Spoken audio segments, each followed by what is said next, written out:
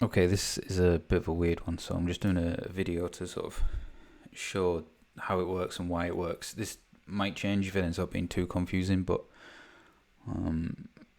here we are. So the problem we had with this is that we needed to know how many critical, high, and other vulnerabilities there were, and generate a string based on that. And previously we had this giant, horrible, nested if-else mess that was just so hard to parse.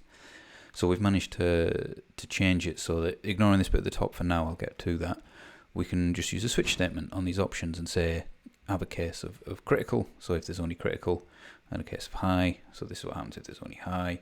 And then when we start getting into the more complicated ones, we can just say like critical plus high is this, critical plus other, we'd say this, critical and high and other is this. So we can just add new cases as new things come in. So if we have, I don't know, we start looking for medium vulnerabilities as well, it's a lot easier to add these in and not have to do if else then if else if else if else if else and then nest it for eternity. It's a complete mess.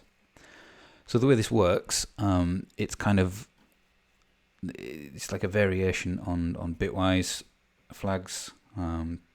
Unfortunately, we lint for using Bitwise. There is a no Bitwise linter for some reason. I'm not entirely sure why, but you can see if we add this here, it's no Bitwise. We're not allowed to use Bitwise. So let's just use actual numbers, right? If you don't know what Bitwise is, don't worry, I'm about to explain.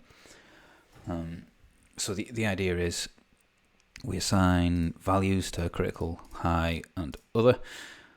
And then if we have critical vulnerabilities, then we add the critical value to this options variable. If we have high ones, then we add this high, and if we have other ones, then we add this other. And what that does is it turns options into a number that we can then, it's unique depending on what's actually selected. So rather than just point at it, I've kind of done like a little spreadsheet thing that shows you. So if we have critical vulnerabilities, we add a 1, so options becomes 1. If we have high, we add a 2, so options then becomes 3. And if we have other, we add a 4, so options then becomes 7. And because I've picked 1, 2, and 4, and these are the sort of binary, I don't know how to describe it, but binary digits, essentially, this options number can be unpicked. So we know, based on what this number is, which options have been selected.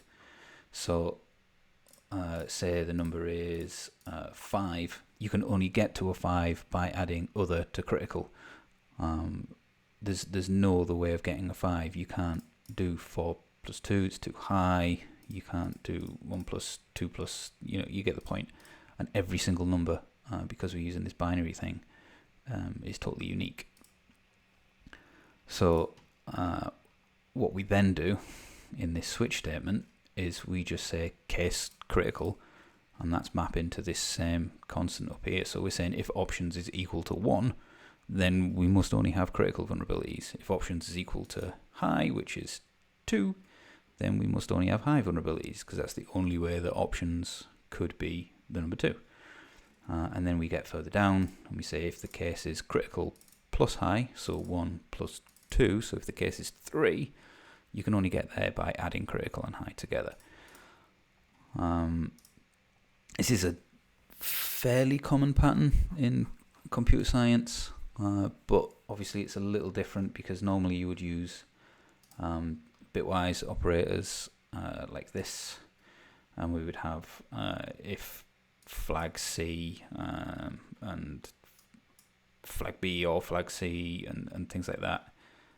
I'd recommend reading this for more information, but it does start to look, I mean, you can see these characters get confusing pretty quickly in JavaScript. So this is doing essentially the same thing. It's just not exactly the same thing. So yeah, and for example, if we were to add, I don't know, low vulnerabilities, we'd have to double that 4 again, so that would be 8. And then we can start to add the low vulnerabilities in here, and we can switch based on them as well. So it's really nice, and it extends pretty nicely.